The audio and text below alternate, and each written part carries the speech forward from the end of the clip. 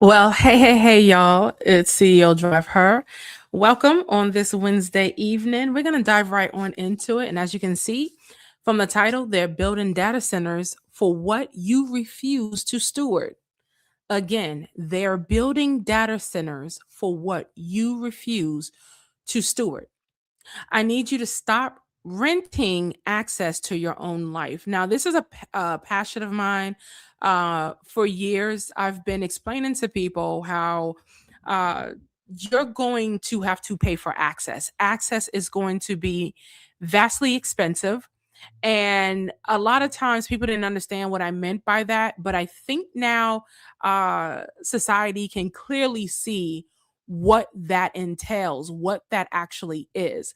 And so I want you all to learn how to identify these things and to go ahead and divulge yourself willingly, okay, from this civilization that is forcing you, unfortunately, trying to force you into renting and buying back your own data. And I'm going to explain how this ties into the data centers, okay? Um, wow, Tish, hey y'all. Hey Kev, I see people coming on in. I got the monologue for you, Kev. Tish says, hello. Just looking at an article on buying data center stocks. Ain't that something? So one of the easiest way to get people on board is to get you to buy in, right? It's to get you to buy in. And I need you all to see that for the cover that it is, because you're not, if you, let's say you buy into data centers, right? If you buy into data centers, you get some stock, you're going to be more predisposed, right, to protecting your asset and protecting your investment. Okay. And so, it's really bad, and I'm telling you all now, the data centers are horrible. Now, there's two sides of that. The main thing is because of the light and noise pollution, but of course because of the groundwater. And the irony is, data centers do not need fresh water. They need cooling systems. They just don't want to spend the money on the cooling systems and for the energy cost that comes with it. And they want that to be subsidized by the taxpayers and smaller well, how would we say, counties. Okay. And so we have to be very careful when we are looking at, okay, yeah, it's this, like, remember when COVID happened and you had the opportunity to buy into Pfizer, you had the opportunity to buy into a lot of the pharmaceutical companies. However, even I was thinking about it. I'm not gonna lie. At that time, I was into stocks. If you know anything about me now, I don't do nothing with stocks. However, it was an investment opportunity, and because of my own consciousness and just, when things just started prevailing even more, I said no. So be careful with that. Okay. So let's go ahead and jump into this. Now, yesterday in Bank Yourself, we discussed how the phone is not your vault. All right. This today is going to be a conversation on memory, money, music, data, and decentralized living. I've been teaching on decentralized living for a very long time, meaning you still have some level of access or accessibility to, tech, but you don't allow tech to govern you. All right. This conversation is not about being anti technology, y'all. Okay, it's not about being anti technology. It is about refusing to let one device, one cloud, one company, one platform, one subscription, or one login screen become the master key to your whole life. And unfortunately, y'all, and I asked this in my class last night, a lot of people think they're decentralized. A lot of people think that they're not governed by their phone. But I'm going to tell you right now, a lot of you all will be punching the air if you lost your phone, or if your phone was stolen, or if your phone was compromised. Why? Because you log into everything through your phone. Use your social medias to log in. You use your Google, sign on to log in. You have your authenticator app on there. You have SMS, what's the SMS text, which is it's a lower grade security text message that can be intercepted as well. That's on your phone. Everything is on your phone. But you see this picture right here?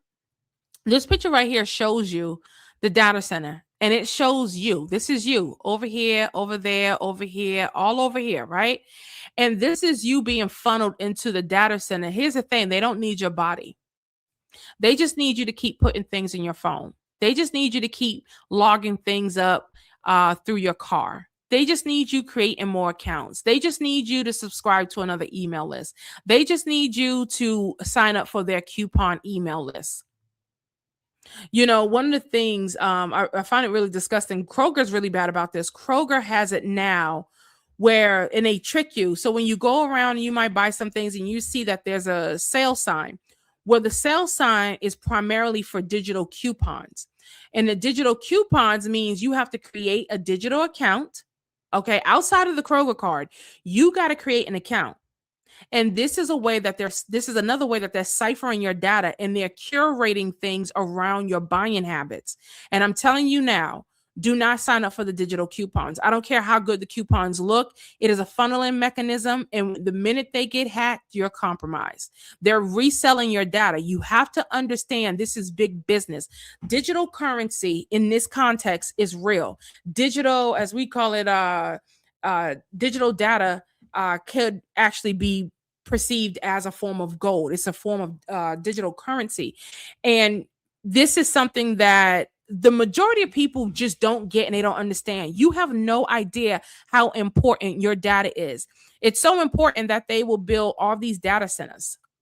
And the richest and the biggest are building these data centers because they're going to buy your memories. They're going to hoard your memories. They're going to hoard all your information, your medical information, all those different things, and then pay you to get access to it. It's like last night in Bank Yourself, I said, how many of you all had to go, I remember I had to go get my college transcripts, or you have to get your high school transcripts, or you got to get old immunization, how you say that, immunization records or whatever, right?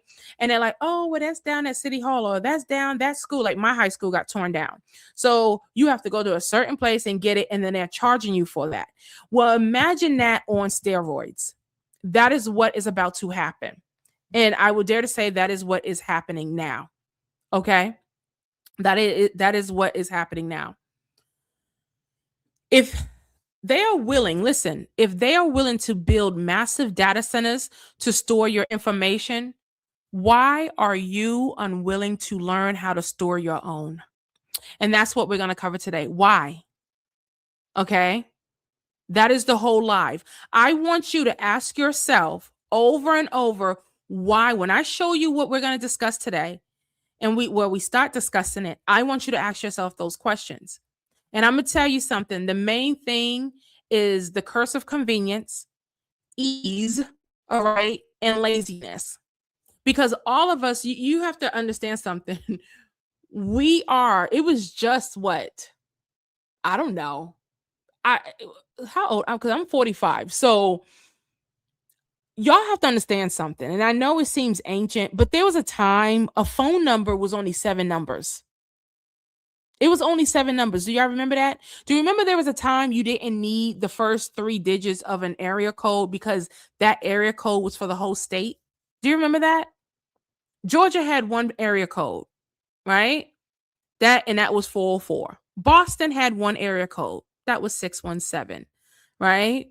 Florida, I think Florida had just 1 code. I could be wrong, but it was 904, right?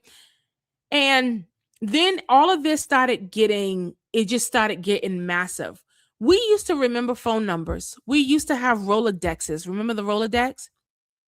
We used to have floppy disks. We used to have hard drives. I remember people walked around, which was crazy, but people walked around with their hard drive on their keychain. Do you remember that?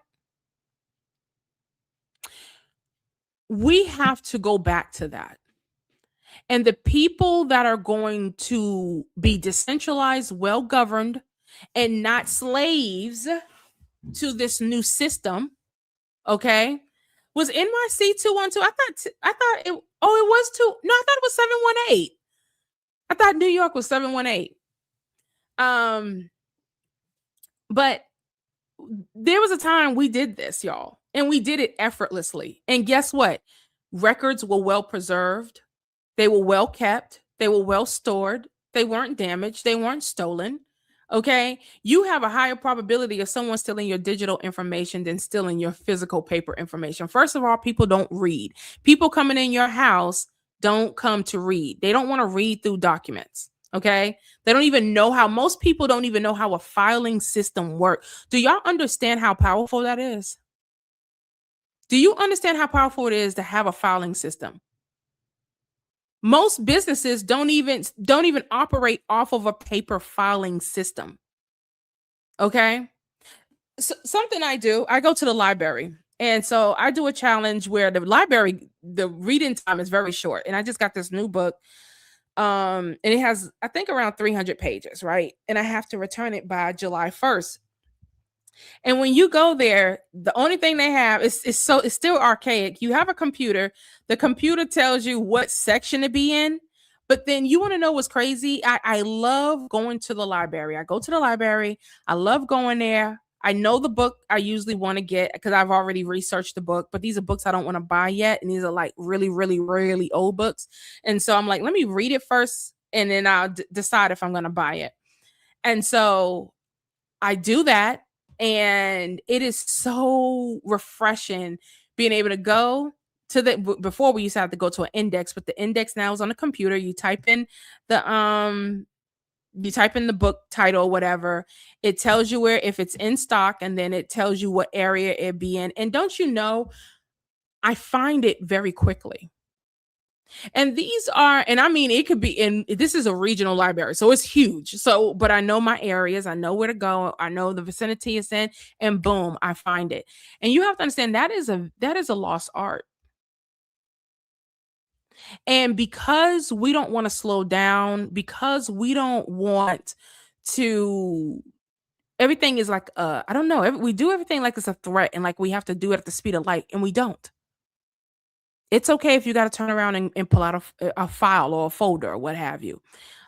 Much better than having things in the cloud. So let's go ahead into the monologue.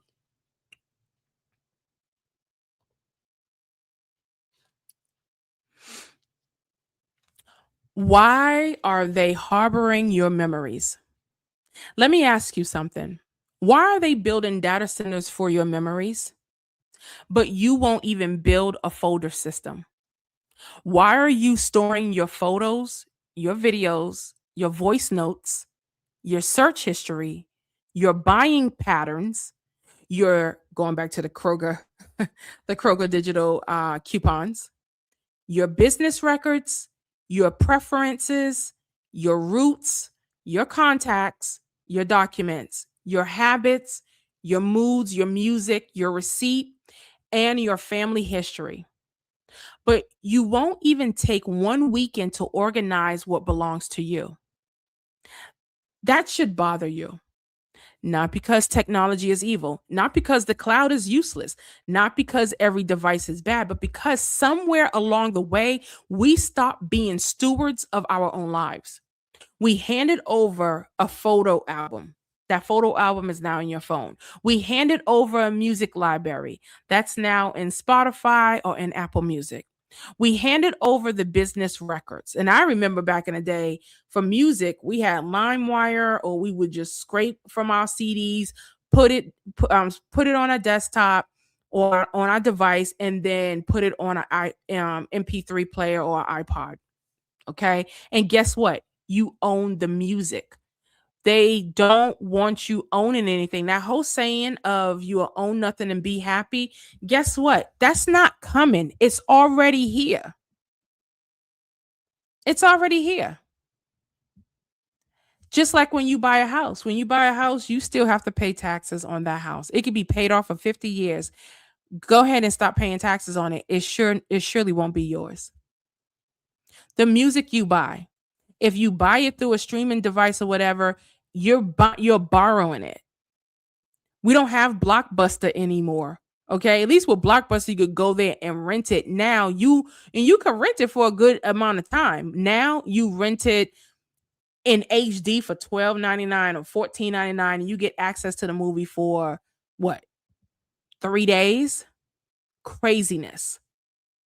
You are tethered by everything, even your fancy devices. There, I just seen a video, and I'll get back to the monologue, but I just seen what is it called? Speed Queen. Remember the washing machine, Speed Queen? And people are going and buying Speed Queen washing machines. You know, those were the laundromat standard. Okay. And they wash better and whatever, but now you have all these devices, and the reason why they have computer chips in it, and the reason why, because they can send a bug to it. I remember this happened to me a number of times. Every time I paid off a car, conveniently, when I would pay off a car and I would get the title, what do you think would happen? What do you think would happen every time I paid off a car? Conveniently, I mean, the car would go to hell in a handbasket.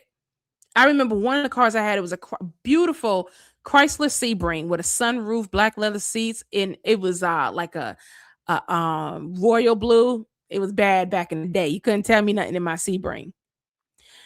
And don't you know, once it got paid off, everything started going AY. And you could not tell me. This was over 20 years ago. I knew it was that stupid computer. The same thing happens when you with iPhone. And I'm an Apple head.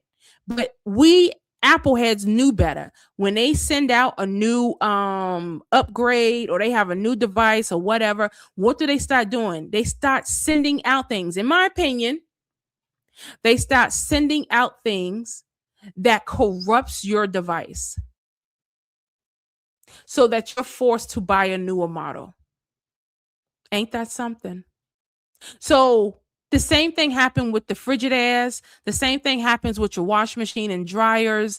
You don't need that. You don't need a computer in your stove. You don't need it in your refrigerator. You don't need it in your car. You don't need it for 99% of the things that computer chips are in. Don't need it.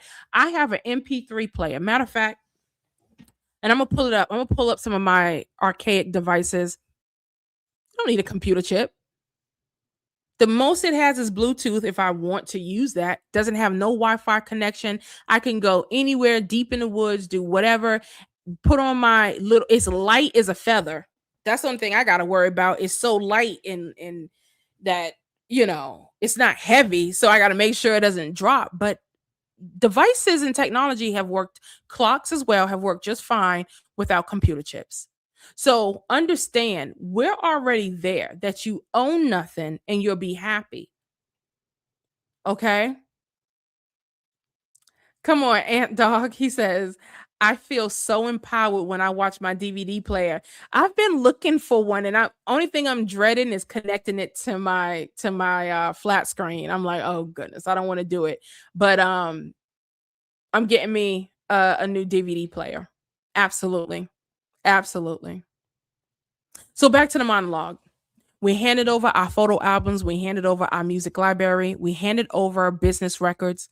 We handed over the customer list. We handed over the wallet. We handed over the archive. We handed over the maps, and we handed over our memory. We've outsourced our memory to our devices. We don't have to remember most things because we could just type in the search engine, and the search engine will find it for us. And we call that convenience. But convenience becomes dangerous when you no longer know how to function without permission. Permission to log in, permission to recover the account, permission to access the cloud, permission to retrieve the file, permission to stream the song, permission to view photo, permission to move the money, permission to verify your own identity. At some point, you are not using the system. The system is holding you. And this is why I keep saying access is going to become expensive. I said this I've been saying this for years, right? And I kept saying, y'all, it's going to be bad. And the level of access to things, I'm talking about access to communities, access to restaurants, access to a lot of the finer things in life. And I'm talking about finer things that at one time it was just accessible to us all. Okay. Um I don't think that there's no security risk with that. I just don't know how to do it. It's been so long. So I have, and then mine is mounted on my wall. I think I'm just gonna pay someone to do it. I do not like TV stuff and hooking up cords and do all that. I just so that's why, Aunt. I couldn't even tell you. There's, but there's no. I don't think there's a data wise. I don't think there's a security risk at all. So, this is why I keep saying access is going to be expensive. Not just financial access, access to your memories. They're going to charge you access to your information, access to your own history, access to your own work, access to your own family records. You want to know how I know this? Because I've already been heavily invested in companies that are doing this on the blockchain. A number of my people are heavily invested in companies that are archivists on the blockchain. It's already being done. Okay. Dad is. I know that's right, Aunt. But I'm telling you, y'all, for you to even access your own mind is going to cost you money. That sounds crazy, doesn't it? But it's already here. Okay. Because when you do not steward what belongs to you, somebody else will build the infrastructure around it. They will collect it. They're going to store it. They're going to sort it. They're going to analyze it. They're going to package it. And then they're going to feed it back to you. And then charge you for access to the version of yourself they built from a life you gave away. Did you just hear what I said? They're going to charge you for access to the version of yourself they built from the life you gave away. Okay? Come on, look at. And am I telling the truth? And he's a cloud data engineer in healthcare. If y'all knew the level of data collection that goes on, I'm talking about, okay, I'm gonna prove it to you.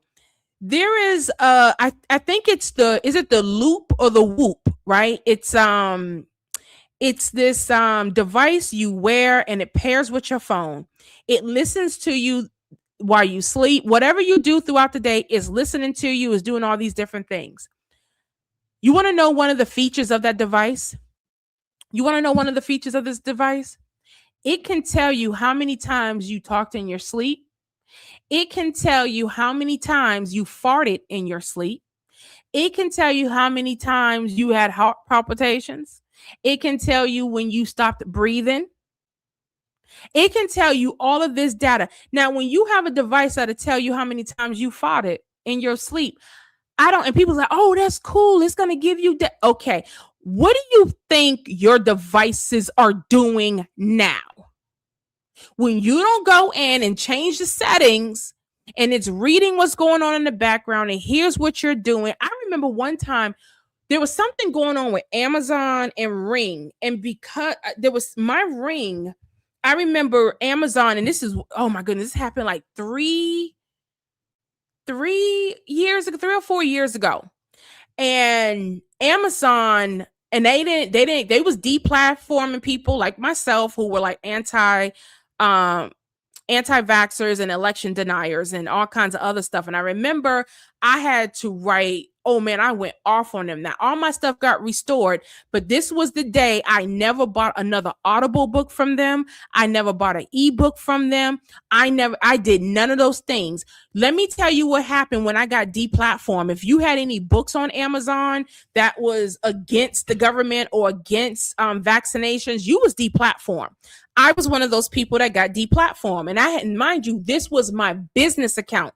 All of my records from when I was making purchases for my business through Amazon, everything was lost. Everything. I couldn't log in. I couldn't get a PDF. I couldn't get nothing. Now I was able to get all that stuff back.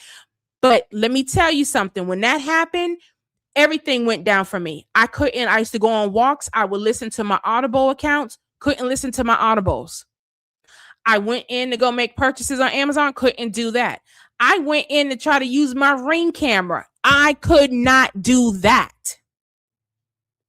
So that's what I'm talking about. Just like you see this picture on the screen. You see all these things? You're in a cage. Okay? It's not always geographic. The cage is digital. Everyone's complaining about the 15-minute cities. The 15-minute cities is where it's a state of mind. It's a state of being. It's not a place, even though we have certain places throughout the world, globally, throughout certain major cities. Savannah has it. Atlanta has it. Houston has it. There's a lot of places that have these 15-minute cities. But what about the 15-minute city that is digital? And it's way worse. So when you have these devices that are reading your information, reading your how many times you breathe, how many times you fought, how many times you cough, how many times you do this. And here's the thing, you've already gave it your age, your sex, your where you live, BMI, all those different things, because it's reading that data. Okay, remember, and a lot of you all got them stupid vaccination cards that's on your phone. That opened up a case of worms. Good luck closing. And so that profile is always following you. You want to know something else that's dangerous? And I'm going to tell y'all now, do not use any health device. Listen, do not use any health device on your phone. Maybe you can use, like I have a fasting app that I use. You could use something like that. I used to use like my Strava for when I go biking and stuff like that.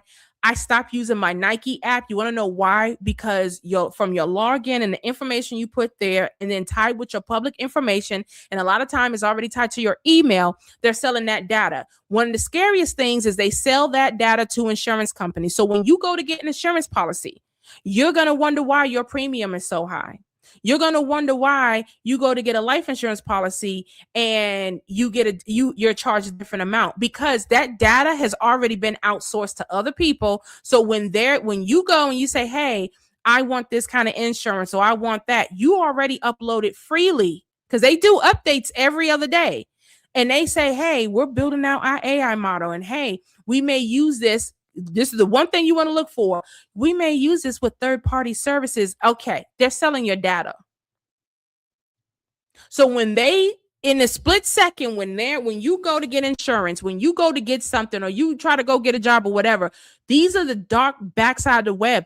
Look at LexisNexis. Look at check systems. These things have always been around. Look at SageStream. Look at Innovis. They hold your medical data. They hold all the data. These are the credit companies that you need to be worried about. Not TransUnion and what's the other two? You know what I'm saying? You don't have to. No, it's these other ones that you don't know nothing about. And then you're wondering why you're having to pay a higher deposit on certain things and you got good credit. It's because of these back channel places that's keeping tabs on you. Okay.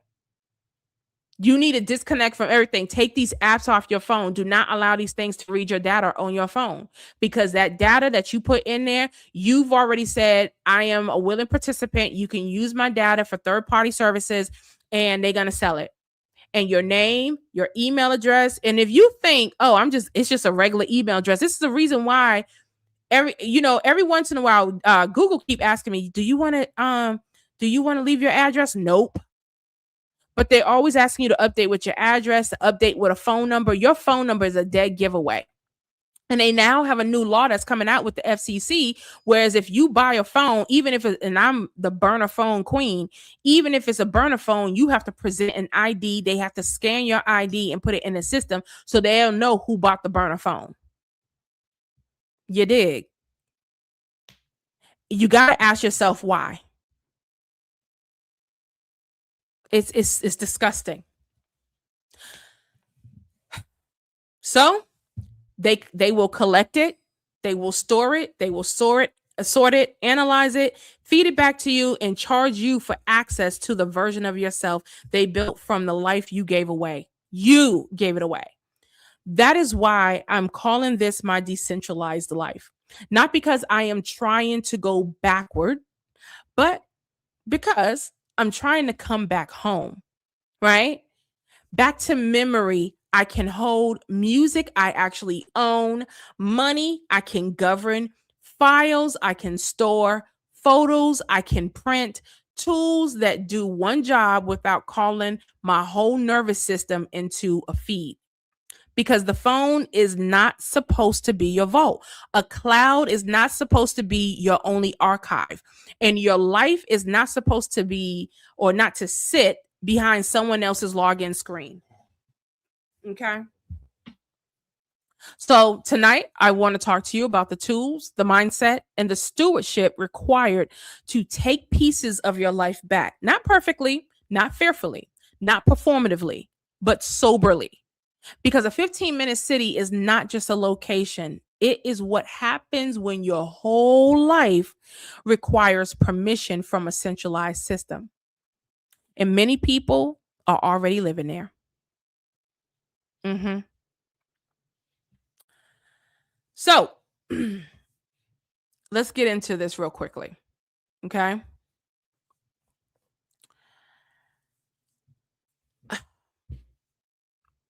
As I said, the cage is not always built with fences. Sometimes it is built with forgotten passwords, cloud only files, subscriptions, apps, dashboards, and login screens. One of the things I've been challenging myself to do is when I go to log into something, I log in off of memory. I don't log in off of my fingerprint. I don't log in off of my biometrics.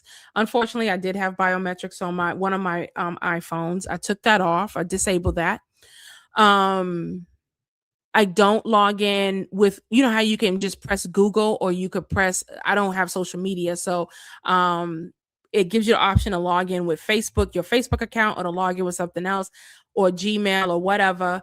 I try to log in as many times as possible by way of memory.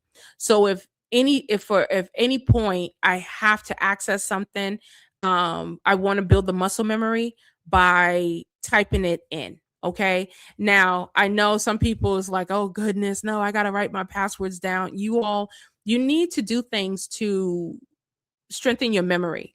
You strengthen your memory through repetition. All right.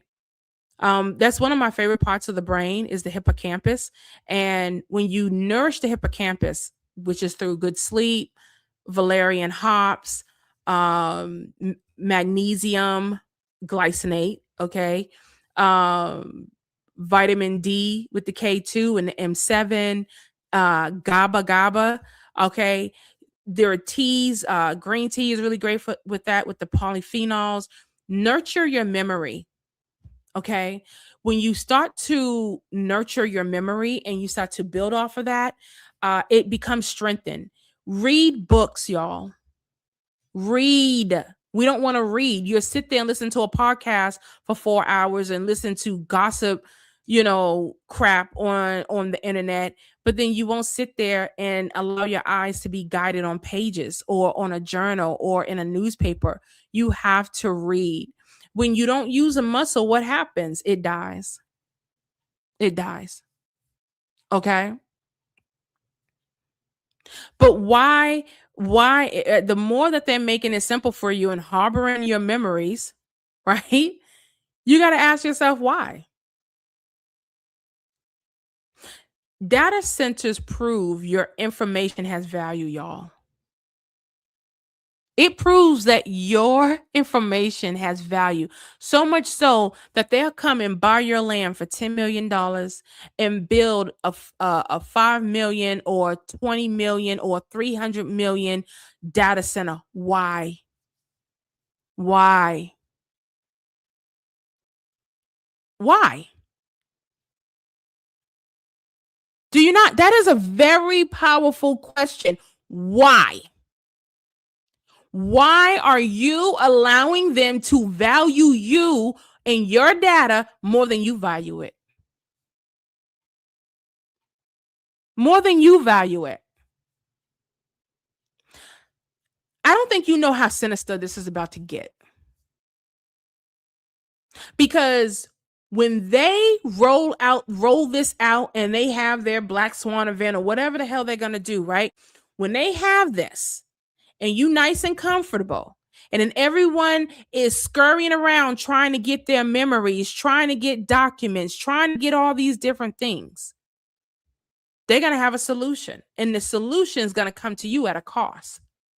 They're going to make their money back within seconds. I will dare to say, if what transpires, what I say is going to transpire with these data centers, if we don't put an end to it, this will be, I don't even think it's going to be $1 trillion business. I will dare to say this will be a $250 business. And they're going to say, well, we're housing this on our servers. You can borrow your information, but you can't have it.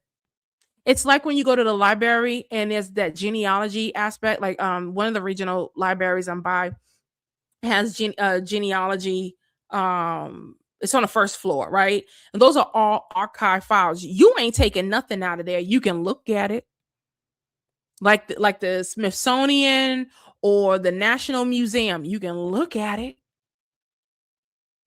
You can go into a private room if you have the credentials to examine it and do that stuff. But what you ain't going to do is take it home. What you ain't going to be able to do is keep it.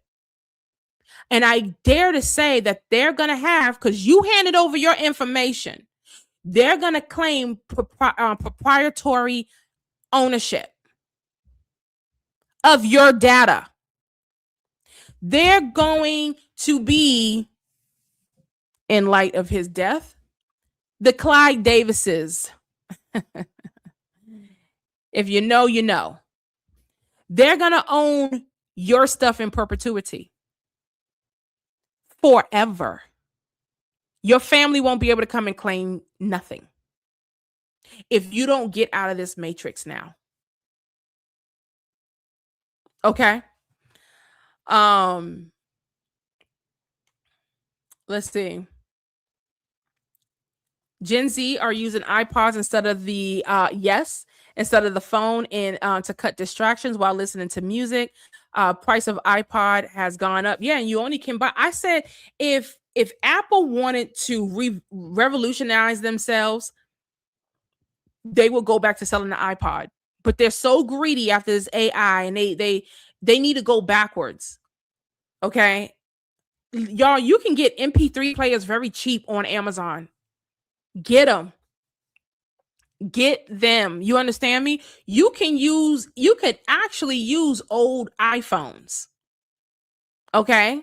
But what they're doing now is having it where you can't even use your Apple ID, but I like using the iPods too. If you have an old iPod, okay? And everything transfers. I was just putting hundreds of music on. I could put 4,000 songs, 233 books, and something, and photos, which I would never do the photos, but the amount of data that I could put on my MP3 player is crazy. I'm not listening to 4,000 songs. Okay. I can move all my audiobooks over. Yes.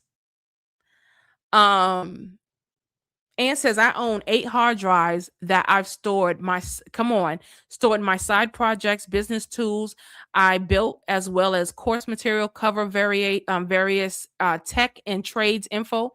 This AI won't be able to, won't be available. So I'm taking advantage now. I told my people years back when I was teaching on AI, I said, listen, you need to create every friggin' thing, put them in PDFs, strip it from the file, and then just leave it. Because when this stuff and I'm telling y'all now, and I know I sound like a broken record, but I've been telling you, AI is going to go away in the way that you get to use it now. You'll have certain aspects of it with and mind you, that's going to be for the people who are going to pay a lot of money. Okay? When AI, everyone was doing, AI is free. AI, and I said it before, and even Claude just came out and said the same thing, the CEO of Claude. It's not scalable. Between the cost of energy, output, the token, it's not scalable, y'all. It's not. Okay? They have literally uploaded every thought, everything. Right? Now it's just a matter of trying to get people to pay for it, and for them to make the money that they want to make. It's not going to happen. It's not going to happen. So this is why we're going into government contracts and going partnering with NASA or SpaceX and all those kind of different things. Okay.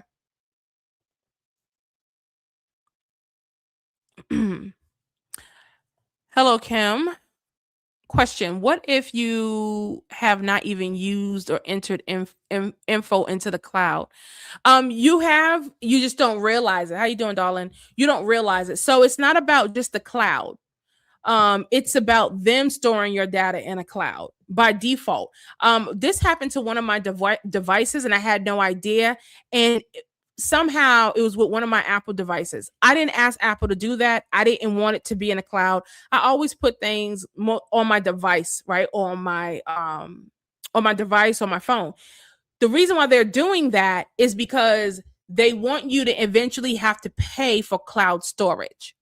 So a lot of things are going into the cloud, not by way of just of you don't even have to be a willing participant. This is why you have to cut off a lot of settings.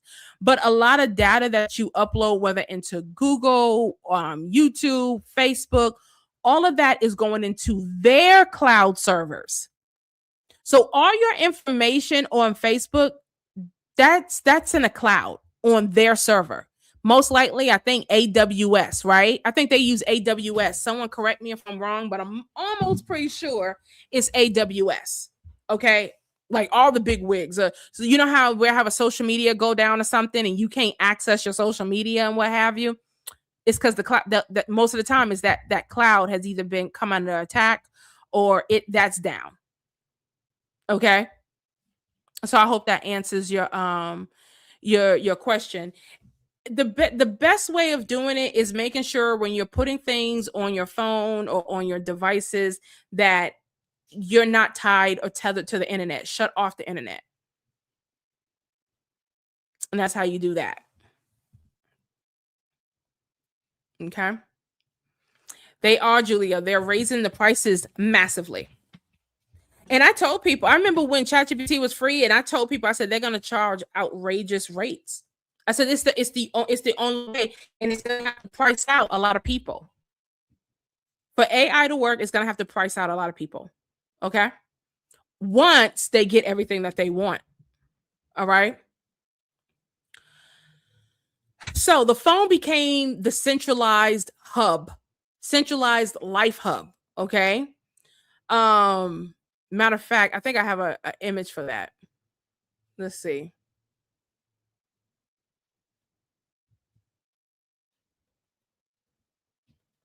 I thought I had one right here. Okay. The phone became the centralized life hub. All right. The phone, and hear me out because I need y'all to hear me. Okay. The phone has your camera. How many of you all take your photos to get developed at a camera shop? How many of you all are printing out your photos? How many of you all are putting pictures in picture frames? See, there was a day, one thing I can say, we taught, our grandparents and the boomers and the silent generation. One thing about their homes that seems very relic, and I'm going to start doing it. I'm doing a project where I'm doing this. When you would walk into their house, if I walk into my older aunts that's in their 80s in their houses, the walls are filled with pictures. The walls are filled with memorabilia. The walls are filled with what's those things called, like trophies and track necklaces, and it looked very gaudy and very all over the place, but these were external historical elements that we had that were accessible. Having anything stored digitally, I think, should be a bonus. It shouldn't be primary. But your phone, everything lives in your phone. Right now, if y'all do this exercise for me, you might be on your phone, but I want you, just like with your email, I want you to go into your phone and I want you to go over to photos. I'm going to do it with you. I want you to go over to photos. Okay. And go to your library. Okay. And I want you to tell me in the chat, How many pictures you have in there? Does it say 70,000? Does it say 5,000? What does it say? I haven't even got to the email part yet. Because your emails, imagine your email, right? Your email is your outside mailbox. Some of you all have 20,000 unread emails. 20,000. Okay? That's dangerous. That is dangerous. Okay? So I want you to look at that. And I want you, if you're bold enough, you could put it in the comment section. Do you think that's healthy? Do you think you would ever have that many photos in your house? We never had 20,000 photos in a photo album. If you took a picture, you made it count. And outside of that, you lived in the moment. You didn't take a million pictures. You didn't take a bunch of videos. But now all your videos, all your screenshots, all these things live in your phone. For what? For you not to access it and for them to come back to you and charge you for you to store? This person says they got 50. You know I want to call Cat, right? I want to call Cat, but I'm going to take you by your word. That's very impressive. That's very impressive. And I would say beyond commendable. That is good discipline. If you just didn't get the phone yesterday. Okay? Because most of us, that's not the case. So the camera became the photo album. All right? The music player became the CDs. Okay? What's this? Candy says, so my Android is trying to force Google messaging. Yep. And Google is trying to get me to pay for storage. Yep. Yep. You got to shut that down. It's very invasive. It's very invasive. And so what you're going to have to do is clean out your boxes as much as possible. You're going to have to strip it. Now, I don't allow Google on my phone. On one of my devices, I allow Google email because I have some Google email business accounts. Okay. I do. Go ahead. And Ingrid says she's too embarrassed. She says she's too embarrassed. But you're gonna have to take Google off your phone. Now, I use OpenAI's chat browser, or you can use Brave. Take Google off your phone. Do you understand me? Take Google off your phone. Okay? Take it off your phone. I need to show you all how to do an easy cleanup. I've done this with a number of my classes in my adult study hall classes. There's some really cool ways where you could go in and like clean everything out in one swoop. It'll take you 5 to 10 minutes. Even if you got like 70,000, I have some really good tricks to helping you clean out stuff so that they don't keep forcing you to try to pay for storage. All right. So the phone replaced the camera, the photo album, the music player. It replaced your wallet. Don't ever, ever, ever, ever attach any of your credit cards or bank cards to your phone. Do you understand me? Don't you ever use Apple Pay through your phone. Don't do it. I don't care how cool it looks. I don't care that you get to scan your phone. Are you serious? Are you out your mind? Mind you, we live in an era where people can walk past you with scanners and scan your phone. Okay? Don't use those digital wallets. You heard it from me. Okay? They are so prone and susceptible to theft and corruption. Don't do it. And when these devices want to take, if Google wants you to pay something or Apple wants you to pay something, they're going to go in those accounts and they're just going to take money. Okay? Your cell phone became your customer list. Okay? Your journal, your clock and map. All right? Because you're using Waze, you're using Google Maps, you're using those things. It became your business dashboard, your receipts, passwords, family archive, entertainment, alarm center. Your passport is on there. calendar, inbox, identity verification. All right. The phone did not just become a device, it became the operating system for the modern life. I'm going to tell y'all something right now. You know something I don't like? You'll go to a restaurant and they have the audacity not to have a menu and tell you to scan a QR code. You ask me and tell what I ain't got a phone. What you gonna do now? I ain't got a phone. What you gonna do? Oh, I think we got a menu in the back. Okay. Because I don't want to be forced to doing these things. You should not be forced to do these things. Okay? Because let me tell you something, y'all. There is something on your phone. Who knows what I'm about to say? There is something on your phone that they like to read and they want you to have they want to have access to. What are those things called? Who knows? When you go to a website, what is it that they say that they want to see if you will accept for them to read? You don't know? Of course you don't know because you just click on it and keep it moving. Unless you say no, it's going to read it. That thing is called come on. Thank you, C. Perry. Cookies. Come on. Cache cookies. Listen, y'all.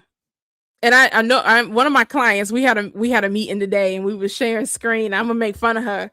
And I flipped out. She had to share her screen. We're doing a massive overhaul. She has I can't wait till she finishes her what she's doing because she owns a historic restaurant and it's amazing. I'm actually gonna drive out there to her restaurant sometime this summer. And she shows me what's on her desktop. And this lady has so many what you call those tabs open. And I said, "Girl, are you sick?" And she started rolling because she already knew. I said, "No, ma'am, we ain't doing nothing until we shut this down." Now, let me tell you why we shut down tabs, y'all. And I know a lot of you all are scared to shut down tabs. Too bad. Okay.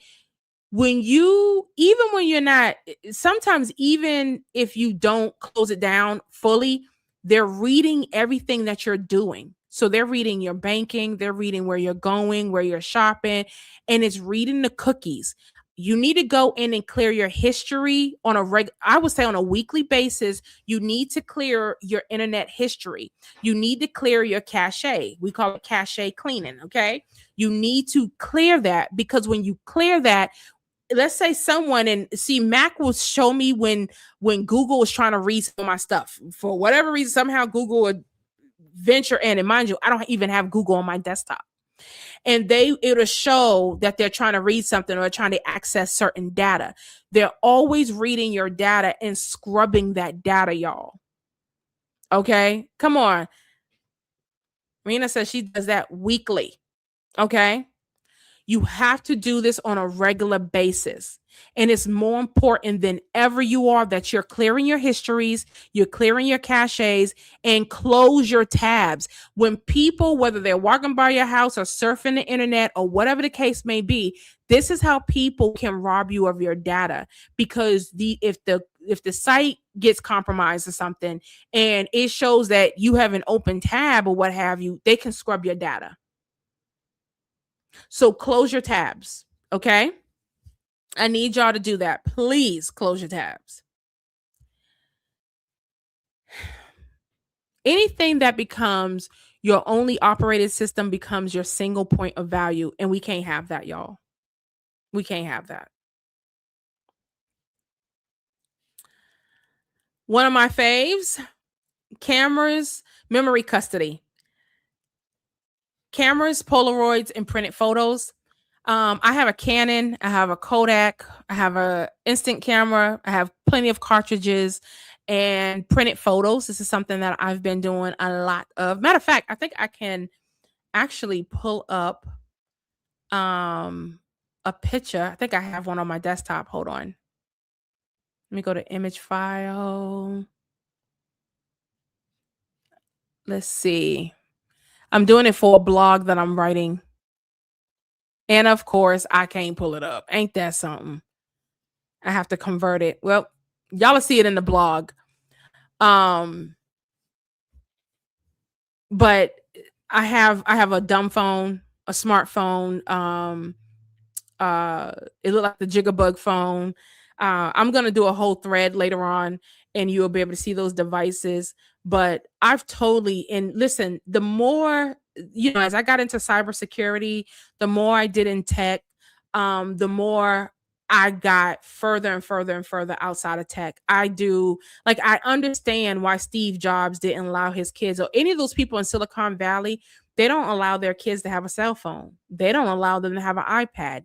They don't allow them to play video games. Why? Because they need you to be consumers and for them to be wealthy. They already know this. And they know most people are addicted to their devices. So, a printed photo is memory with a body. Okay. I told my people another device I'm going to add to this is our printers. I talked about this yesterday in our Bank Yourself class. I'm telling you all now, if there was a tool you need to invest in, is a printer. Now, I'm going to go and say one printer, and this is financial advice, and I don't care how you take it. Don't you dare buy HP. And the thing is, I like the color, the photos that I get with my HP. HP will have you enslaved through there. So I was one of those dum-dums years back. HP was like, hey, they was like, dude, never run out of ink. You don't ever have to run out of ink. Just go ahead and sign up and do the subscription. And I was like, cool. Do you think Dum Dum over here read the fine print? I never thought in a million years I would have to read the fine print. Okay, come on, let me put that on screen. HP keeps you enslaved. I never thought I would have to read the fine print for a subscription for ink. I'm like, okay, if I don't want it, cool. Well. Guess what HP did? And they do this with their paper too. Listen, what she said, they got me too. Listen, I mean, and then they keep going up on the price. Oh, look at okay, so I'm not the only dumb in here. Look, Cat Tab said, OMG, I just canceled. Listen, I said you will never, ever. I'm just waiting until I use this. I have a lot for my other business. I use my HP. And the thing about the HP is actually really dope. I've made a lot of money on my HP. Okay. I've made a lot of money. However, the issue is how they keep you enslaved. Now, if you know, the most expensive trap is the ink, right? Because they can't make no more money off of the printer. The printer is made with it's a 3D printer that made the printer. Okay. And so, they got me. And so what they do is when I tried to cancel, so I remember one time I canceled thinking I'll just fill it up with ink, myself. Oh, no. You can't use your own cartridges. You can't buy your own ink. So my other printer, which I love dearly, okay, it's a brother. Get you a brother printer. It is worth the investment. And printers, and let me tell y'all something, if you ever want to start a business, printers are the way to go. And when I say, and I call it, it's a printing biz. I'm not going to get into details, but you can make a lot of money with printing. Most people don't own printers. They don't own printers. Okay. So anywho, just thought I'll throw that in there. I do not care. HP is disgusting. I have an old HP laptop. I will never buy nothing HP. Nothing. Ever. They are disgusting. Do you understand me? That company is disgusting. So now that I got on, don't do it. You've been warned. And at least if you own an HP, don't do none of their subscription models. I don't care. They're like, oh, we'll send you paper. Because guess what? You only can use their paper. You only can use their special standardized paper. If you try to use any other paper, it won't print. If you try to use any kind of ink, it won't print. See, this is why. So let me tell y'all something. I set off on this mission years ago. That whole thing with HP happened to me over 5 years ago. Okay. So I became an extremist when it comes to this kind of stuff. Okay. This is one of the reasons why I got off of social media. I was like, I'm not going to sit here and do a whole bunch of productions and videos and all this crap for what? For as many times YouTube deplatformed me, as many times I got kicked off of YouTube or had strikes, or I got kicked off of TikTok or got kicked off of Instagram. I said, you know what? I'll do you a solid. How about I just don't do nothing on there? And how about I just lock down all these accounts and I never put nothing out there anyways? How about that? She says, this is very true. I couldn't believe I was the only board member with a printer. Yep. People don't have printers. And I please invest in printers. Invest in a printer. Okay. Yes, it does not want to work now. And I told my hubby to buy a brother. Kim, you on point. Thank you, darling. Yes, get you a brother. Do your research, see which one would work out best if you want the laser or the ink. But I'm a big brother fan. Best, and the ink will last a whole year in their cartridges. Okay. So I like brother. You can't go wrong with it. All right.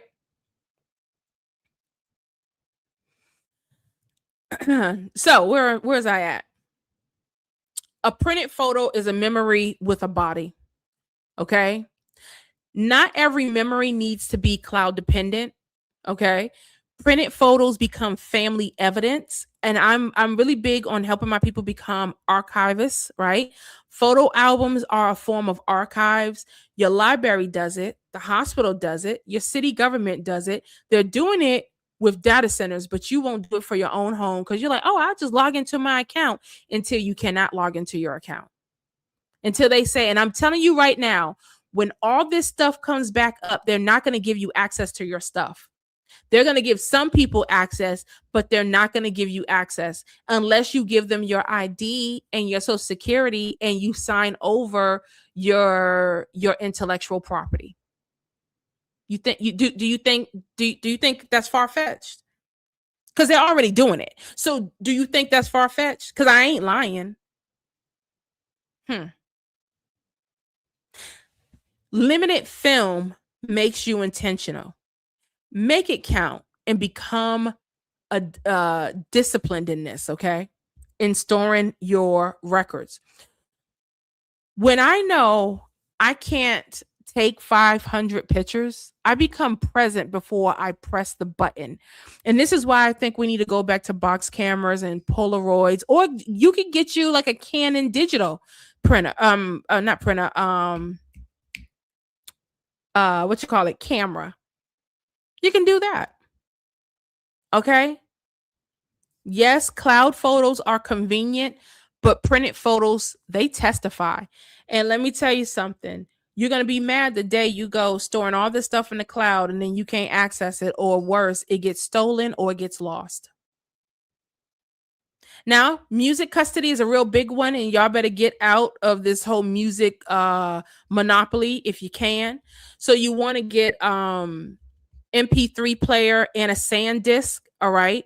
I have a Sandisk terabyte. I have a few of those. Right now, learning how to build out my own server, doing a bunch of these different things so that I have my own technological ecosystem. Okay. And the crazy thing, there's going to be a day, and hear me out, but I think there's going to be a day they're going to put people like me probably on a watch list because we don't use their devices. We have our own servers. We have our own cloud. We have our own information. We have our own networks. Okay. So you better start doing this now, because I'm telling you, if they're going to make tech more complicated so that you're forced and funneled into their technocracy. All right. Streaming is access. Ownership is different. Everything is streaming, y'all. I'm streaming right now. And guess what? The video I'm doing, and which I'm doing through StreamYard, I download the video. I download all my videos, but I don't own it necessarily when it goes onto YouTube.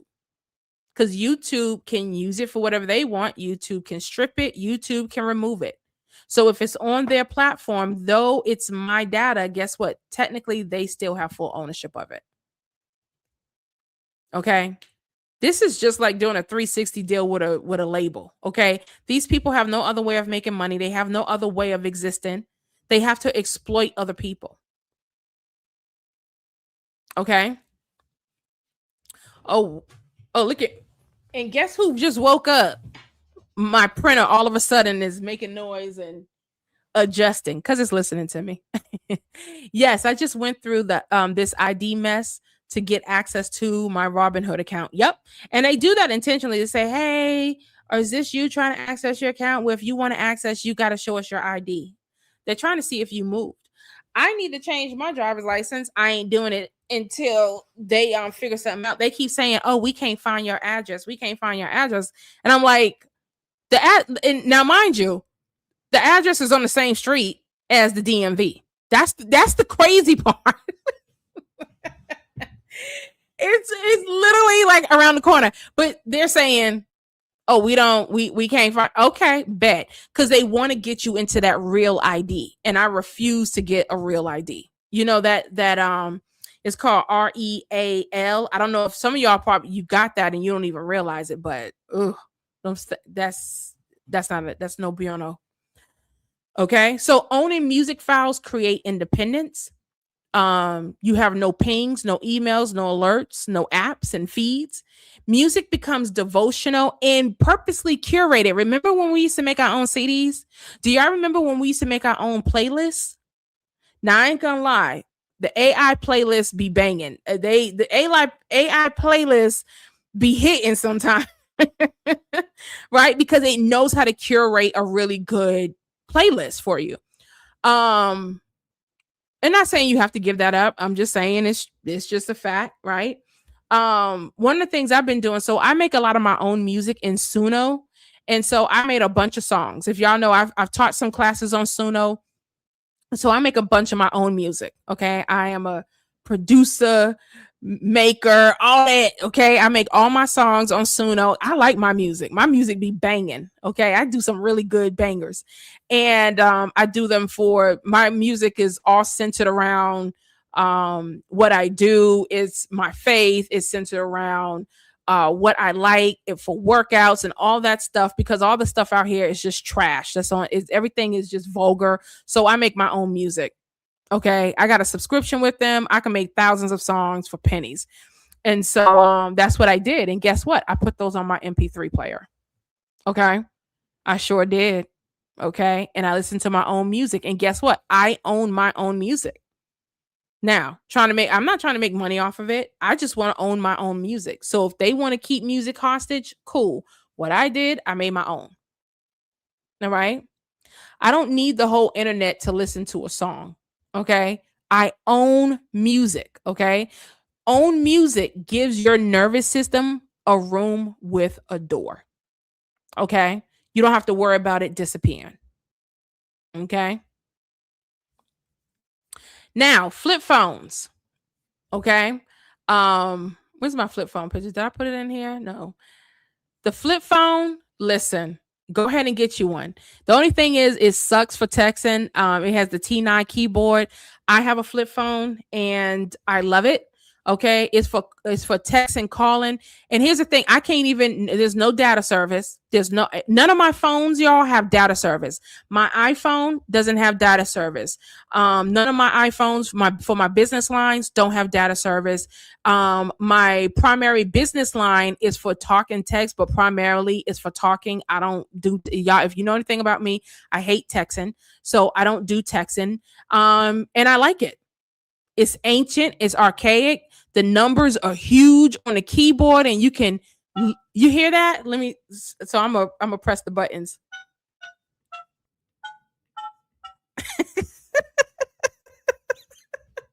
These buttons are as big as my thumb. Okay, like these buttons are huge. Okay, ain't no misdialing, ain't none of that. Okay, ain't no butt dialing at all, because you have to type in the numbers. And so I like that. This is for me and my clients and all business dealings. And I don't have to worry about no data being stolen, nothing getting lost. If I lose the phone, they're going to get all my information. Ain't no Cash App on it, ain't nothing. Okay. So I took all my data plans off, and guess what? I only pay $20 a month. I pay $17 a month for this phone, and all my other phones I pay $20 a month. Okay, because I don't have no data service. All right. If I need the internet, I have an internet box. Y'all have heard me talk about that before. And I hop on my internet box out when I'm in public. I turn off Wi-Fi and Bluetooth anytime I'm out in public, because people and businesses can cipher your information. So you want to, a lot of times, if you can, put it in airplane mode, okay, if you're out and about. But because of Wi-Fi, but for the most part, if I just need to use it, I just use my own internet box that's in my purse, and I turn on my internet box and I tether off of my own internet service. Okay. And I'm at home. It ties to my Wi-Fi anyways. KL says, still have a laptop with a CD drive. Yes, ma'am. And have a stack of blank rewritable CDs. Yes, ma'am. I have an old Sprint flip phone. I'm gonna find a way to bring it back to life. Girl, I'm gonna tell you what you're gonna do. You're gonna take a picture of the outside and the inside of that phone. Okay, you're gonna upload those pictures into ChatGPT and say, hey, I want to use this as a backup device that's not data dependable. I want to use it for talks and texts. How can I do that? Can I just get a phone number assigned to it? Who would get this turned on? How can I use this phone? Yada, yada, yada. It'll map out a whole plan for you. That's how you do that. Okay. So the flip phone, talks and text only, intentionally inconvenient for browsing. I wouldn't even dare try to browse on that. Wouldn't even know how. Removes casual scrolling. I live in the moment when I'm out, like when I go shopping, and you know how you're standing in line and sometimes you go to your phone. It's wild how my phone would do that. Now, guess what I do? I look through the magazines like how it used to be, right? I flip through the magazines. I talk to people in line. I smile. I look up. I'm very present. All right. It reduces email checking compulsion. Sometimes we're checking emails and we don't need to be, ain't nothing coming through, but through muscle memory, we keep going to our phone. And then we say, oh, let me check YouTube, or let me check this, or let me check that. Next thing you know, you're in your phone. This creates boundaries. This also helps being reachable. Okay. Is not the same as being available to everything, which is great. This phone is not smart enough to seduce me. And that's what you want with your device, right? That is why I like it. Okay. It can't seduce you. There's no news feed. I kick Apple off of everything. I don't want your stock information. I don't want no games. I don't want no news. I don't want nothing.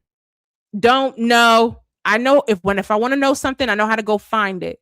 But for the most part, it's off my device. My social media is on, which is only YouTube and X, and I use that for investment stuff. It's on a device that doesn't even have a phone number to it.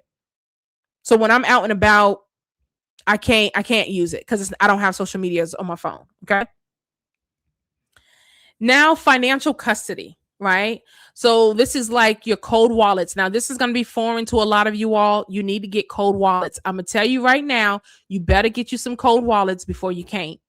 Okay. Because if you're going to bank yourself, if you're going to be a decentralized hybrid, if you're going to become your own central bank, you need cold wallets, period. Okay. You want to be able to self-custody your money, and self-custody requires maturity. Now, this is not for the weak. Okay. Wallets, keys, backups, documentation. Okay. Crypto is not magic. It is responsibility. And I'm going to tell you right now, with all the things that they're rolling out crypto wise and how your jobs are about to be paying you in crypto. I know you don't want to hear that, but you're going to get paid in stable coins. You're not going to get paid in a check. You're going to get paid through a stable coin, through USDC or RLUSD. I think the US has got their own. We're not doing USDT, of course, or I know Tether has a US version, but you're going to get paid through stable coins, and you're going to get paid in real time. This is already happening. It's here. It's going to happen. Whether you get Social Security, whether you get benefits, you get state benefits, you're going to get paid in crypto. Crypto is a technology, y'all. I know you don't like the word. Okay. I was a very big anti-crypto person. I've been in crypto about 6 or 7 years. I've brought in a lot of my perspectives as it pertains to crypto, but whether you like it or not, you're going to get paid in it. So I think it do you best to, at least I always tell people, start off with stable coins, study stable coins. This is why BlackRock has a stable coin. All the banks got their own stable coins. Businesses are getting their own stable coins. Do you understand me? This is huge, but they're keeping it quiet while you all are paying attention to things over here. You don't realize all these other things are going on. All right. So I strongly suggest you get you a cold wallet of some sort, be it a Tangent wallet, a Ledger, a decent wallet, a Lipball. However, some of these are very advanced, but just kind of stick your big toe in it, kind of look around and see what will work for you. But everyone's going to need one of some sort if you don't want your money stolen from you. Look at what Pritchard is doing in Chicago right now. Why do you think he just made a law for them to they're going to charge you for moving your money to your own wallets? Because they know what's coming down. They're trying to find ways of ciphering your money. They're doing a 0.2%. I think that's what it was. Is it I think it's a 2%, 2% or 0.2% transfer fee. So just letting you know. Cold storage is part of an operating system. Okay. Asset custody mirrors data custody. And let me tell y'all something. More than money is on the blockchain. House deeds. Listen, your house deed is on the blockchain. Your insurance is on the blockchain. Your medical records are on the blockchain. Everything will be custodied on the blockchain. Okay. And this is another reason why we're getting a lot of build out of these data centers. Now, you may not like it, but I'm telling you, I get it. It's here. And if you don't know how to navigate this stuff, you're going to be screwed. So I strongly suggest at least start learning about these things, because you're going to want to custody your own data on a blockchain. You don't want someone else owning your data. Capiche?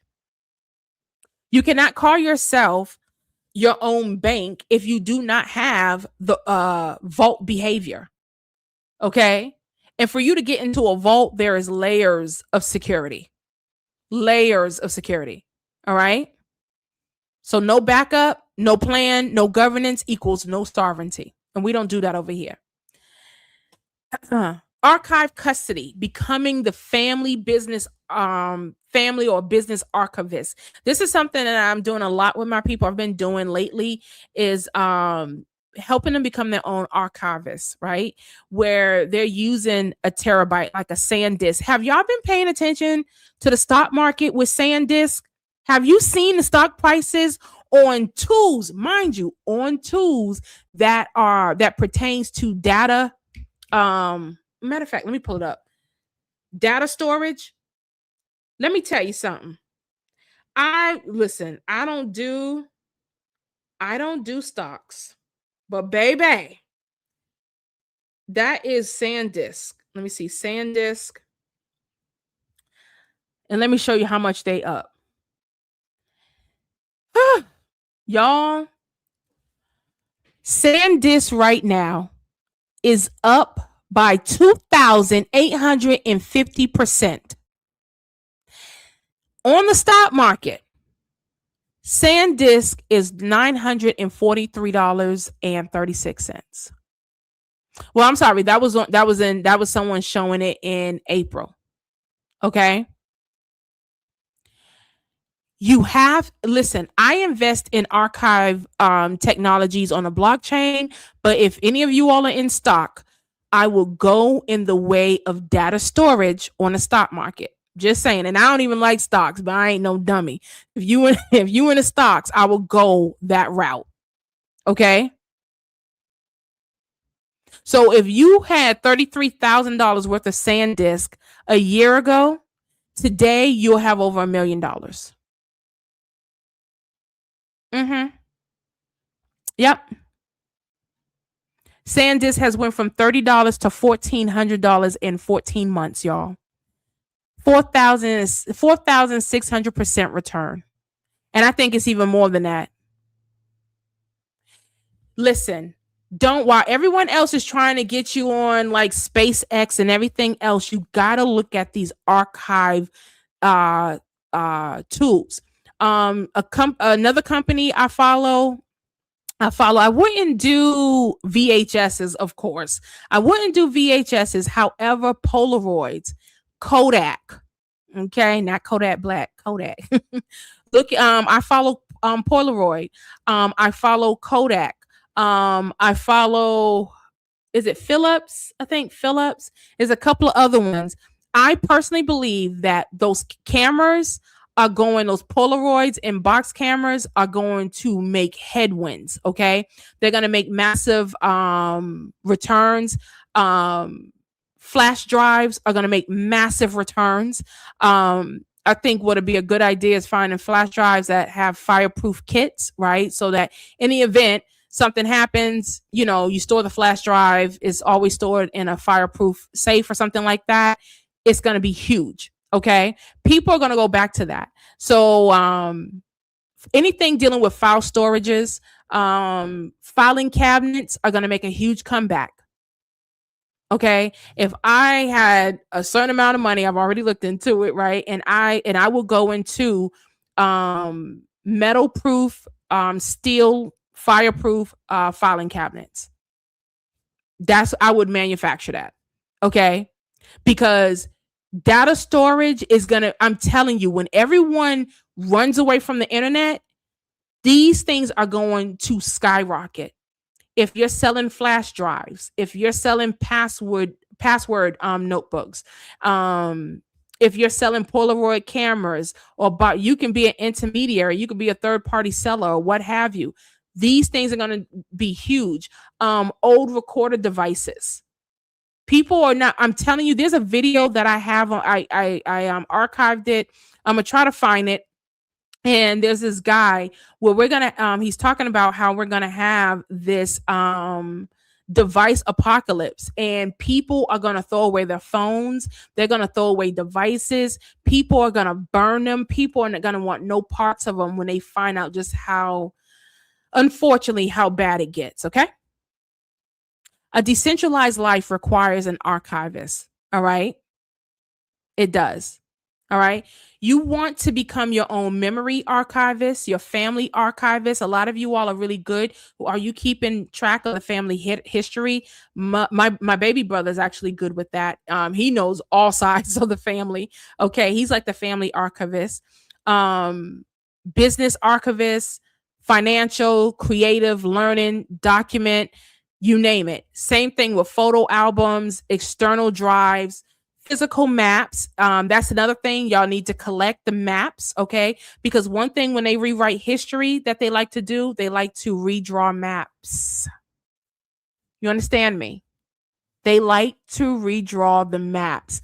Get as many old maps as possible. You know what's trending right now? People are finding old maps of the world. And the old maps ain't measuring up with whatever they've conjured up now. And this, it's not the same. Okay. And those old maps ain't lying. Okay.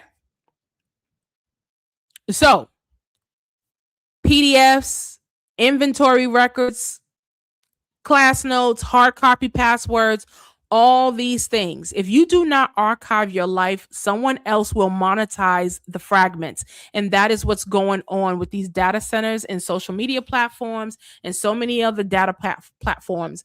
They are monetizing your information with the fragments and selling it back to you. Stewardship is not sexy, y'all, until the system fails.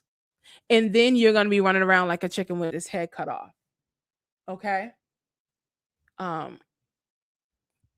Hold on a moment.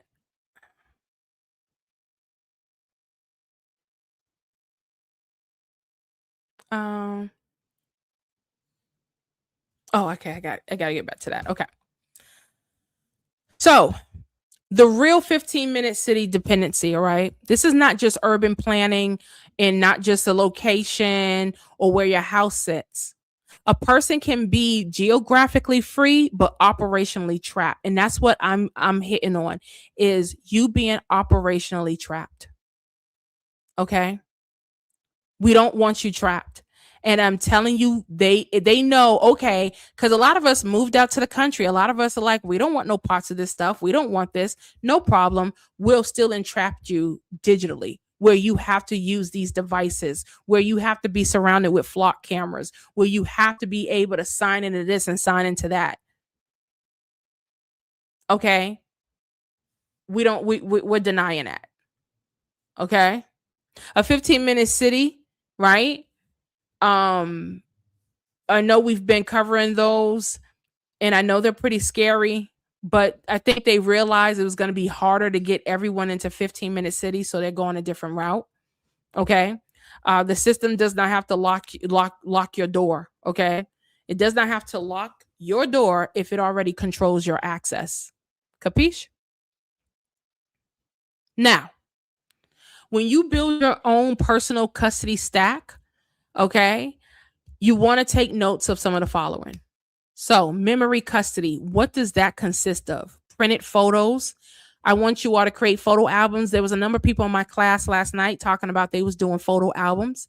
I want you all go out. You know where you could get really, really, really pretty and cheap photo albums? Hobby Lobby. Hobby Lobby. Okay. Find old photo albums, okay, and start putting those together. Cameras, the old style cameras, and photo organization. You don't need your phone. And hey y'all, I will even challenge you this. For the phones that's in the pictures that are in your phone, select the ones you want to keep, delete all the ones you don't want to keep. They don't matter. Okay. And then print those out, the ones that you want to keep. Okay. And there are services that'll print those out for you, and they're inexpensive. Music custody, you're gonna is your downloaded files. You want to get some MP3 players, external storage. If you go on Amazon, let me see if Amazon up their prices. Hold on. Oh, I don't have Amazon on that. Hold on. You can get, let me see, because I had got mine at some really good prices, but they was much higher than what they used to be. Let me see. You have MP3 player with Bluetooth. You have it with Wi-Fi. I personally don't want Wi-Fi, but I'll say with Bluetooth. Okay. I'm looking at MP3 players for $34. I'm looking at them for $40. MP3 player for another one for $36. 128 gigs. Okay. I think mine is about that much. I may have a bit more.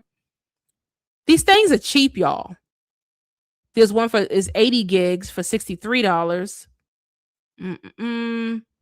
So do your research. I say do that. Okay. Time custody, analog clocks. If you can, get old clocks, get paper calendars, and less phone dependency. I've stopped, as much as possible, I've stopped using digital clocks and digital calendars. A lot of everything I do pretty much is by hand. I do some things as a backup digitally for my calendar, but outside of that, everything is manual or analog with me. Okay. Attention custody, like with the flip phone, you want a single purpose use of the tool. Okay. You want to create device boundaries and no notifications.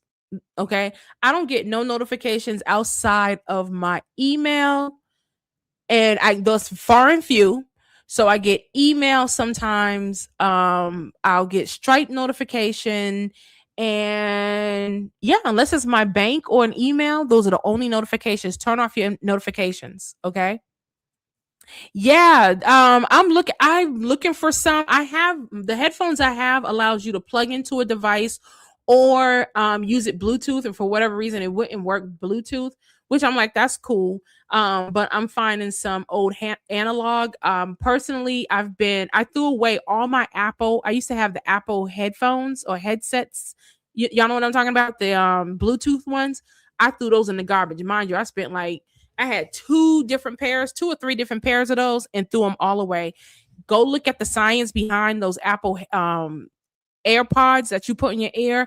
Disgusting. Give me a the old analog one with the cord. And this is one reason, if you notice, if you look at your Apple, and this was another reason why I got rid of my music on my phone, is because Apple don't allow you to use a plug-in device. And you know what that's called? It's planned obsolescence. So what they did is they phased it out so that you're forced to have to buy their expensive AirPods. So remember before, and I'm an Apple head of like 20 years. So remember when you would buy a cell phone, you got the charger, you got the cords, and you got a free headset. Like it came with those, I call them, they slide out your ear, but it came with a jack and you can plug it into your phone and you could take calls, you could listen to music with that cord. Where they took that out and they took out the jack so that you have to get AirPods. Designed, planned obsolescence. Okay? Yeah, they were, yes. Yes, Candy. Okay, so my whole thing, and it's bad when someone like me who's an Apple head who really love Apple devices. I think after Steve Jobs, it went to hell in a handbasket. Tim Cook did a horrible job. They've just ruined the brand. And they're not using the same designer anymore. And the designer that they had was really, really good. But it's horrible. It's horrible. All right. So don't try to decentralize everything overnight, y'all. Start bringing one piece of your life back home. That's all I'm asking. Okay. That's all I'm asking. You don't have to do all this overnight. You don't have to be, oh, I got to do this. I'm not telling you to panic. What I'm telling you to do is become a steward and become an archivist of your data. You choose what area you're going to start in. Okay. Be it if it's music, if it's photos, if it's your email box, if it's your cloud, whatever, start clearing those things off. Get it off. What do I say? Remember, I said get online and get offline. I taught a class on that, BBBS class on that years ago, right? About 3 years ago, right? You want to get online to get your stuff offline as much as possible. And guess what? And this is coming from a person who was deplatformed many of times. Some of my bigger businesses where I had really good, huge followings, I got deplatformed. I lost all of that. That happened during 2020. You ain't got it. I told Instagram, you will never have to worry about me again. You don't have to. And I just never could give my time or my care to that platform. And definitely wasn't going to do it for Facebook. Right. When a company makes things that they don't let their kids use, you already know that part. And it's unfortunate. It's unfortunate.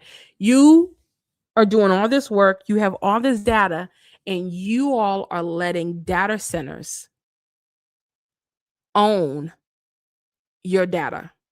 You're allowing these platforms to own. You have to understand, read the information. I tell people when they say, hey, we've updated the terms and services, or we've made some legal changes, nothing to change on your part, but you don't realize you've signed over your sovereignty. Okay? You don't realize you've signed over everything to them. They own it in perpetuity. They own it. That's how disgusting these people are. They own it. And they're not going to give it back. And they're going to say no. When you clicked, which they don't give you the option to click no. You only can accept. And if you don't accept, you can't use their platform. You can't use their services. You can't use their device. Why? How is it I'll buy a device, I'll buy a scale, or I'll buy something, and you're like, oh, you got to accept this to use. There's a scale that I have. This one's a digital food scale, and it's pretty dope. And they have an app that goes with it. And they was trying in the app. I don't even use the app no more, but I use the digital scale. But guess what they wanted me to do? For me to be able to use the app and for me to like log all the foods that I was doing with the digital scale, they said, hey, whatever you log or whatever, we own it. We own it and we have full use of your data. What they was doing is going to use that to create a profile of me and they're going to sell that data. And I said, you know what? I'll do you something better. I'm going to take this stupid app off my phone. How about that? And I'll just use the digital scale. I don't get to use it. It was an expensive scale. I don't get to use it to its totality, but I'm going to use it until it breaks. And then guess what? I'm going to go back to my old fashioned food scale because they're selling the data, y'all. And I know, again, I keep beating it's like a dead horse, but you have to understand how much your voice, your click, your like, your review, everything that you do on these devices is monitored, is tallied, is calculated, is segmented, it is curated, and then it's packaged off. And there is a digital file, as this guy said, we are all cyborgs, right? There is a digital person, a digital file of you. Okay. No matter how much you think it's not here, it is. How much you think, oh, I'm incognito, I use an alias. We already know, they already know who you are. They're not reading your fake funky name. They're reading your IP address. They're reading your IP address that's tied to the Wi-Fi that you pay for. They're reading the data that's on your cell phone that has your name and has all your data and information, and you had to give your real name to a lot of different things. You don't have, you think you're hiding. You're not. I tell people this all the time. You think you're hiding. You're not hiding. You're very easily searchable. So the best thing to do is curate yourself in a way where you act a particular way, understand how they're funneling you, and don't give them what they want. If you click onto a site, I can't tell you how many times I went to a site, they won't, and they like, hey, you got to accept these cookies or accept this privacy policy. And if they don't let me, guess what? I dip out. I'm not, they own the site. I'm not going to do it. Now that comes up on my website. If you go to my website, it says that. Now I'm not reading your stuff. Okay. That's my, what you call it? My service host provider. But if you say no, I say no and I go. Sometimes I go in the back end of my own website when I go, go in because I have to find a product for a person or something like that and say, hey, do you want us to read your cook? No, I click out of it. Don't do it. Okay. Don't do it. I do it because certain laws want us to do that, but you don't have to opt in whatsoever. Okay. Thank you, Kim. I purchased 2 portable SSD external hard drive, 1 terabyte. Come on, back up to the back. That's one of my favorite sayings. Back up to the backup, you all. And I'm going to do a teaching. I've done this a lot with my people in crypto, but I'm going to do a teaching on air gap devices on here. Maybe sometime this week. I encourage all of you all to get air gap devices. These are devices that never touch Bluetooth, they never touch Wi-Fi, they never touch anyone's server, anything like that. They're basically how back in the day, remember back in the day, we had computers that never touched the internet. If you needed to get something off that device, you scanned it onto a floppy disk or you scanned it onto a thumb drive and then you moved it. That's how you moved the data around. You didn't email. We didn't even have, listen, I have a theory too. Remember back in the day, oh my goodness, that sounds so old. But remember y'all in school, if for my 80s, for my millennials and my Gen Xers, you may remember this. But I remember when we would go to something called labs. Do y'all remember that in school? We would go to something called lab. Lab was, i.e., the computer room. We had the computer room, right? And I personally believe that is going to come back. We used to also have digital cafes. Can y'all believe that? You used to would go to a place and it was a digital cafe. And that's where you would get on Wi-Fi, the black market, at a digital cafe because the internet wasn't on our phone. Okay. It wasn't on our phone. So that's where you would go.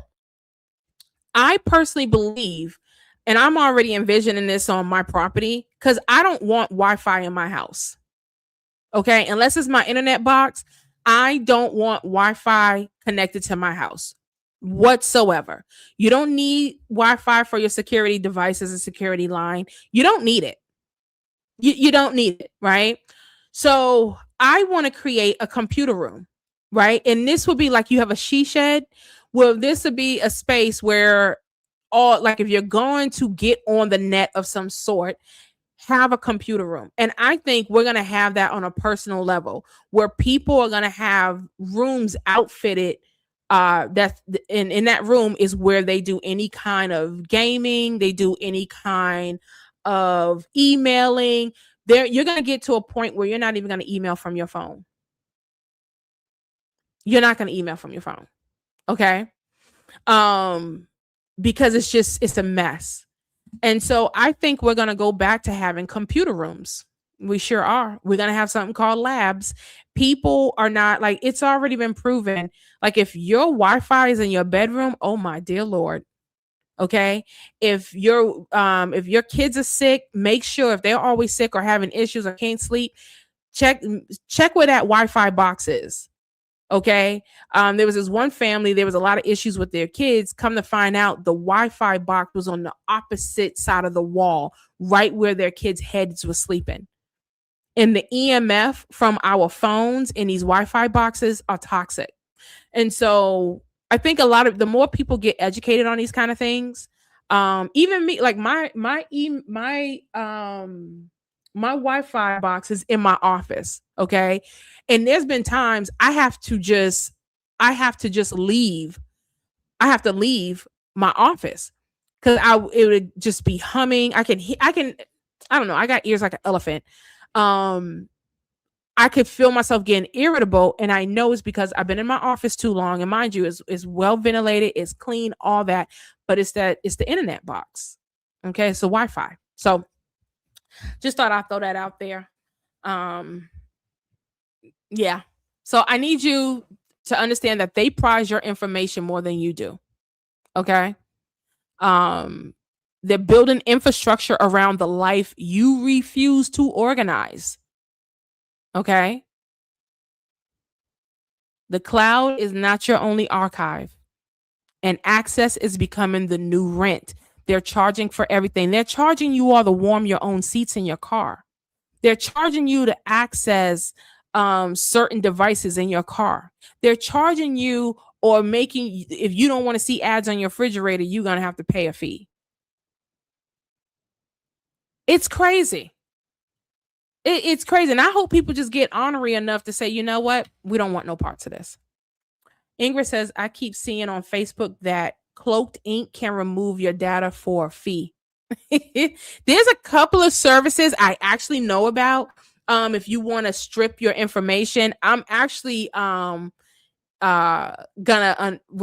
review, not review, but I've already did that. I'll do a review on here. I guess I'll do it on here. And I'm going to actually outline all of those services. And there are some really good ones. They can scrub your information really, really good. Really, really good. So, yeah, I think a lot of people should do that. Yep. Become invisible digitally. He's going to build, about building a car kit. What kind of car kit? It's amazing. It's amazing what's about to happen. And we was talking about last night, we was talking about in Bank Yourself photo services, because remember we used to go, we used to have I don't know if y'all remember, there used to be a pharmacy called Eckerd. I don't know if that was just in the South, but it was Rite Aid, it was Eckerd's, of course Walgreens, CVS. I think Publix had one. CVS definitely had one, and all of those places had photo development services. And it'd just be it'll be a young kid, high schooler, that would develop your photos. So if a high schooler can develop your photos, couldn't you? Couldn't you? Let me see something. Because let me see where these things are. Let's go on. I'm going to go to chat. Find box.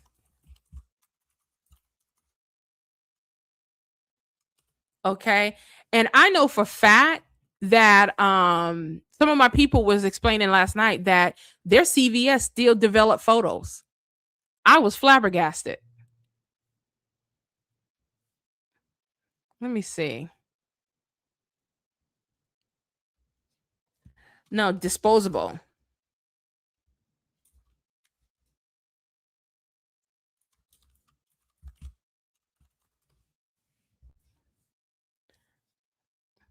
Walgreens still do? Yeah, I'm gonna have to check out my local Walgreens. Okay, so Kodak Fun Saver, Fuji film, or Fuji, what is it? Fuji Film, Quick Snap, best places to oh y'all. So they're saying Walmart has them, Target, CVS and Walgreens, eBay and Walmart. Let me see Amazon. Provide Amazon link for bulk options. And let me see what they're selling in bulk. Because I'm going to tell y'all, this is for any of y'all need a little side business. This is good. So if we wanted to do disposable camera option, let me open.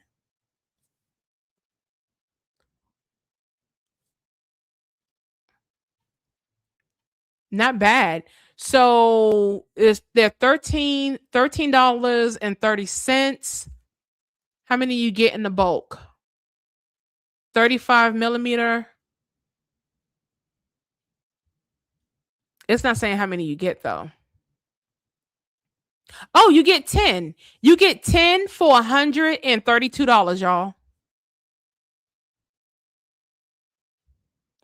10 for 100, and I think I can pull it up on screen. Hold on. Share screen. Where's it at? Share. Do y'all see that? Oh no. Do y'all see that? That's not bad. And you can buy 1 pack or you could buy 10 packs. I think that has huge potential. I'm just saying. Really? So Rena says, I still go to CVS and Office Depot to print my photos. Come on. That's what listen, I'll be honest, I haven't been doing it. Except for when I print my own from my own computer, but I've been wanting to do some vintage like ones. So I think I'm gonna leave it at that, y'all. I've been here long enough. I hope you understand how dangerous these data centers are, and in the essence, and unfortunately, I don't think they're gonna all go away. We have them. I do, however, think if there is some technological breaks in energy, so that they have the cooling systems, that unfortunately we'll see more of them pop up. I think the only reason a lot of people are mad at them now is because of the noise, the sound pollution, and the groundwater being compromised. But if we get some, which I think is going to come, some tech revolution when it comes to energy, it'll be a wrap. We'll see more come up, unfortunately.